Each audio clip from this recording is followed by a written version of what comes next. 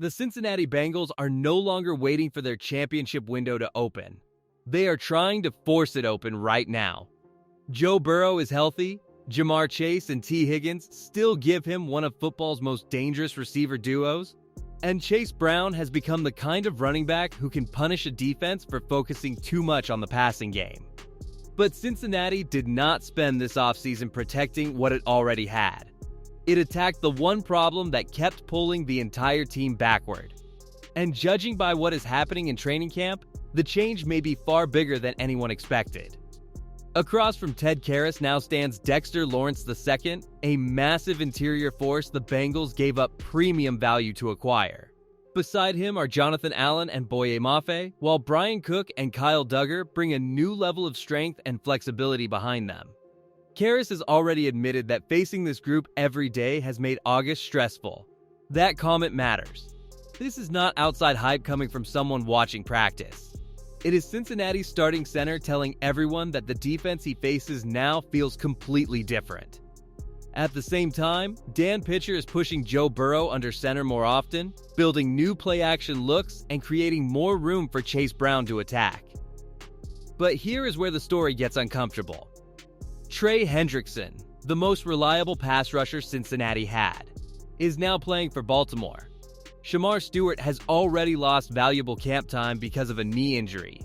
And somehow, while everyone is watching the expensive defensive rebuild, an undrafted receiver named Noah Thomas is making catches that have already drawn comparisons to T. Higgins. Cincinnati suddenly looks deeper, stronger, and far more dangerous. Yet none of these moves happened by accident. They happened because last season exposed a problem so serious that even a gifted offense could not hide it. To understand why the Bengals changed almost everything, we have to go back to how a team with this much talent ended up winning only 6 games. 6 wins do not tell the full story of the Cincinnati Bengals. Joe Burrow started 8 games after a toe injury erased most of his year, yet he still threw for 1,809 yards and 17 touchdowns. That matters, because Cincinnati was not watching an offense fade. It was watching a dangerous offense lose its centerpiece, then trying to survive while the margin for error quickly disappeared on Sundays. Through that chaos, Jamar Chase caught 125 passes for 1,412 yards. Chase Brown added 1,019 rushing yards and set a record with 69 catches by a running back. That proves the foundation never broke. The problem was balance. Cincinnati allowed 492 points and 2,500 rushing yards.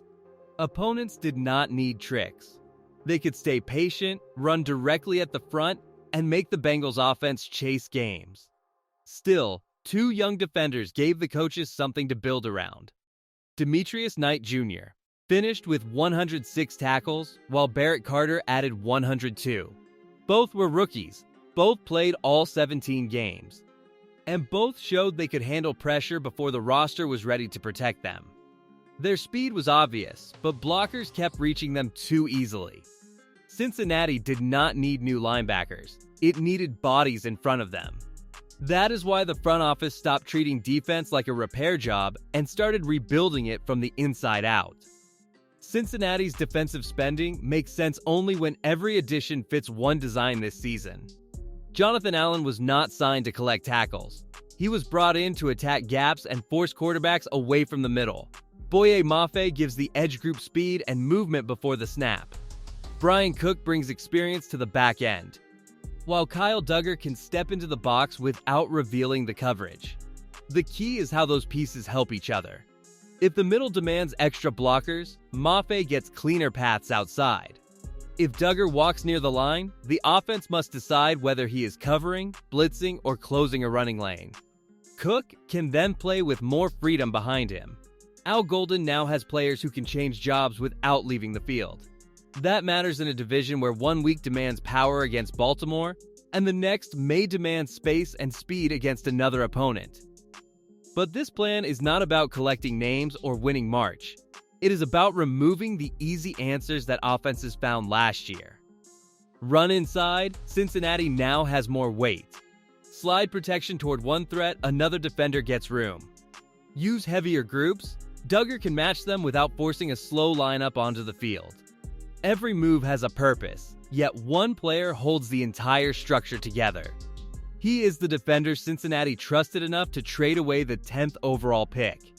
And when his latest sack total is revealed, the price looks either fearless or completely reckless.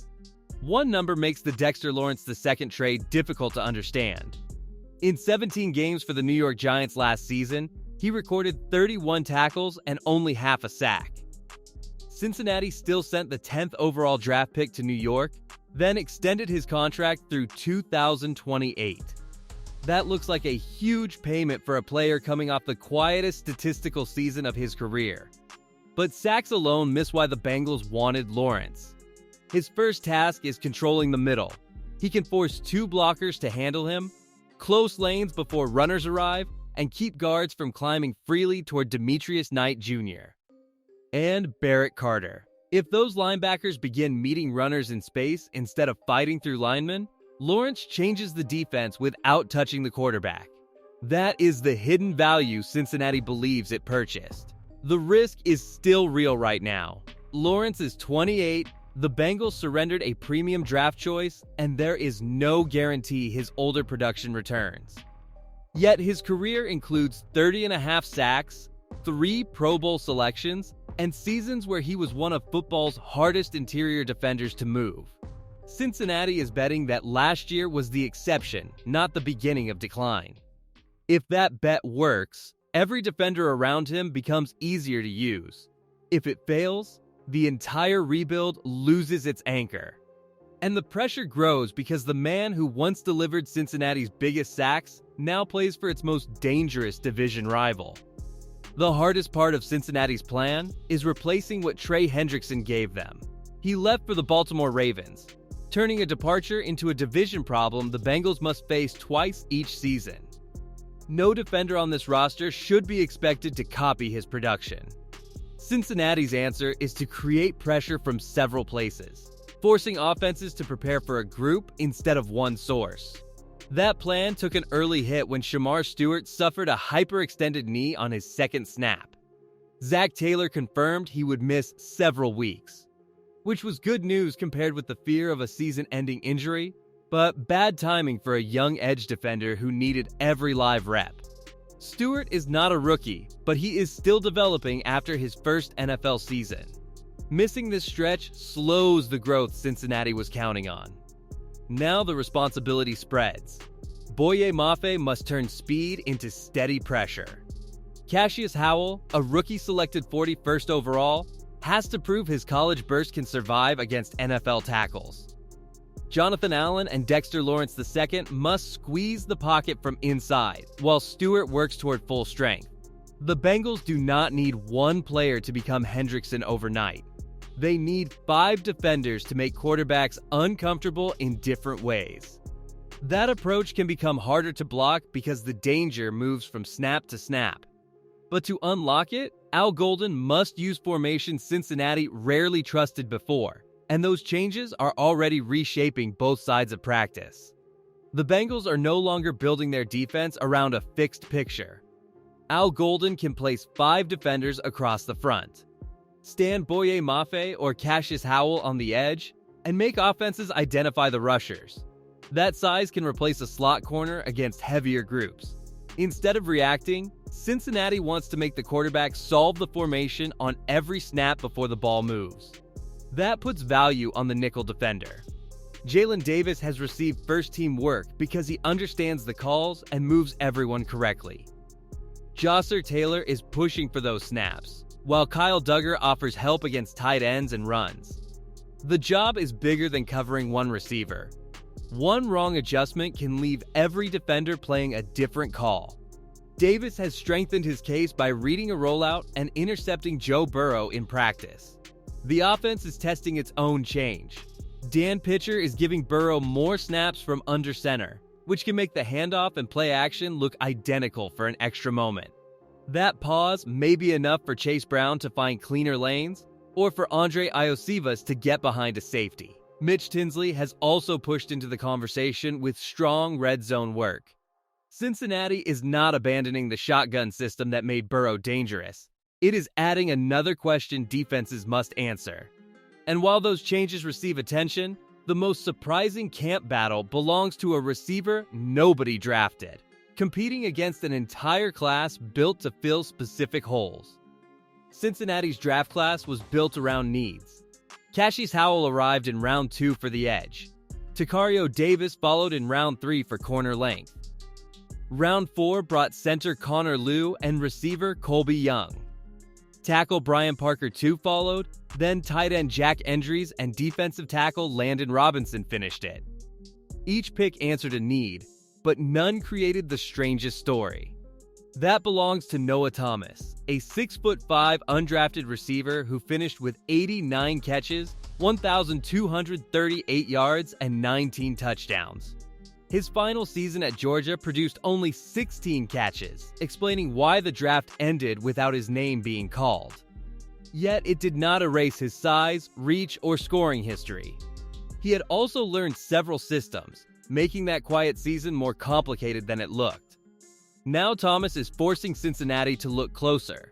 He has attacked contested throws, made several tough catches during early camp, and earned praise from Jamar Chase, who saw shades of T. Higgins in how Thomas wins above defenders. That does not make him Higgins, and camp excitement must survive preseason contact before it means anything. The battle remains crowded with Andre Iosivas, Mitch Tinsley, and fellow rookie Colby Young fighting for work behind Chase and Higgins. Thomas entered with no draft protection and nothing guaranteed. If he keeps producing, Cincinnati may have found a weapon everyone ignored. His rise creates the final question: which parts of this rebuilt roster can turn summer promise into wins? Everything now comes down to 5 answers, starting with Joe Burrow. Cincinnati can improve around him, but the season changes if its quarterback misses another stretch. When Burrow is available, Jamar Chase, T. Higgins, and Chase Brown give this offense firepower to control games. The first test is simple. Can the Bengals keep their engine available long enough for the rebuilt defense to matter? The second answer lives with Dexter Lawrence II. His success should not be measured by sacks, but by whether rushing lanes close and Demetrius Knight Jr. and Barrett Carter play faster. The third answer is pressure. Boye Mafe, Jonathan Allen, Cassius Howell, and Shamar Stewart must replace lost disruption. The fourth is communication, where Brian Cook, Kyle Duggar, Jalen Davis, Dax Hill, and DJ Turner II must turn flexibility into clean football instead of confusion. The final answer belongs to the offense. More snaps under center must create better runs and stronger play action without taking away what Burrow does best from the shotgun. Cincinnati does not need perfection. It needs a defense that stops giving opponents simple paths, and an offense that punishes hesitation. If Lawrence controls the middle and the new rush arrives on time, this team can challenge for the AFC North. If the pieces fail to connect, the spending becomes noise. That is what makes this season dangerous and fascinating. The Bengals have removed their biggest excuses. Now they must prove they also removed the weakness that kept wasting championship-level talent.